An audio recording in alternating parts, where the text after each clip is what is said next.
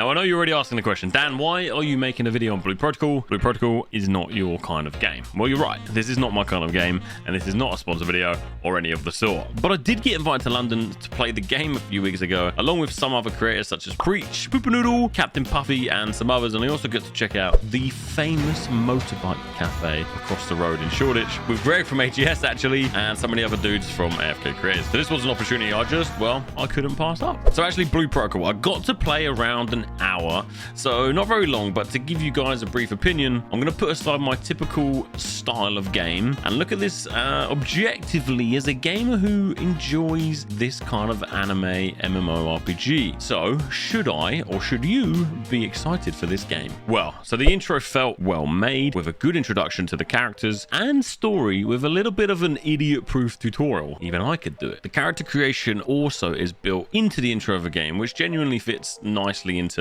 your introduction to the game. The character creation is also very nicely built. It comes with a lovely booba slider, but no beard selection, so I was a little bit gutted. Once you spawn in, the first city I got to check out was nicely built with a real feeling, if that makes sense. There was lots of NPCs moving around, and there was lots of interactable elements, so it felt like it was live in a way. So after exploring outside of the city, killing some of the mobs, trying to kill something 19 levels higher than me, and failing, and everyone was laughing at me.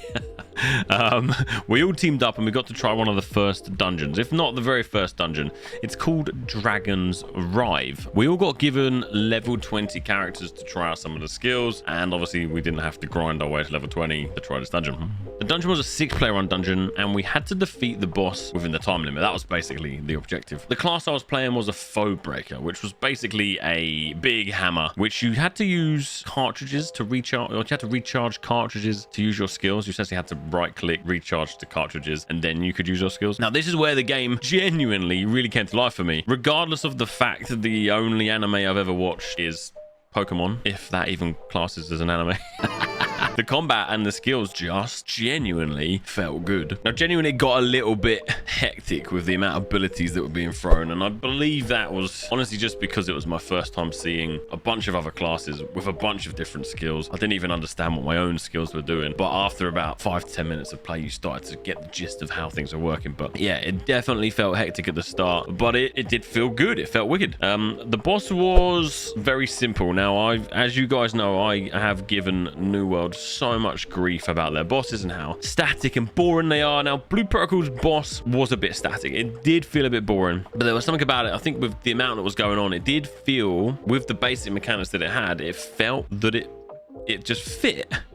Now, I think you're all just gonna think, oh, he just fucking hates New World, man. But that's not the case. I've played the crap out of New World, basically. I've got 4,000 or 5,000 hours in at this point, so I've played it over and over and over again. This I still have that new feeling of, so it does obviously feel a little bit better. It feels a little bit newer compared to New World, but I'll be quite excited to see if this was one of the first dungeons and the first bosses. Let's say this is Amarine Excavation with Simon Gray. Does this better that? Now, obviously, visually, New World appeals to me a lot more than Blue Protocol, but the boss was kind of on the same level. So what I would expect after Simon Gray, after your first dungeon in any game really, is that the level starts to step up. This is kind of an intro dungeon. This is kind of an intro to the skills, into how things are going, what it is.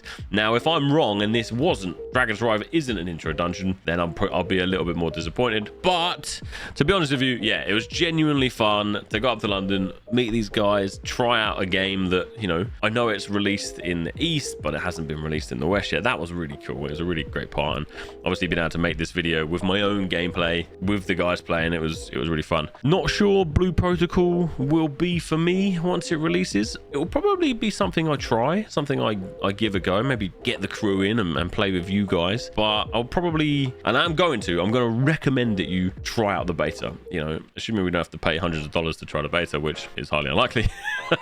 Try out the beta, because genuinely, as a first impression, it was fun, especially if you're into your anime. If you like the video, consider liking, consider subscribing. It helps me a ton. I love the comments. I love the discussions we've been having about Throne and Liberty, New World, and all the other games as well. Great to have you guys here. Hopefully see you on the next one.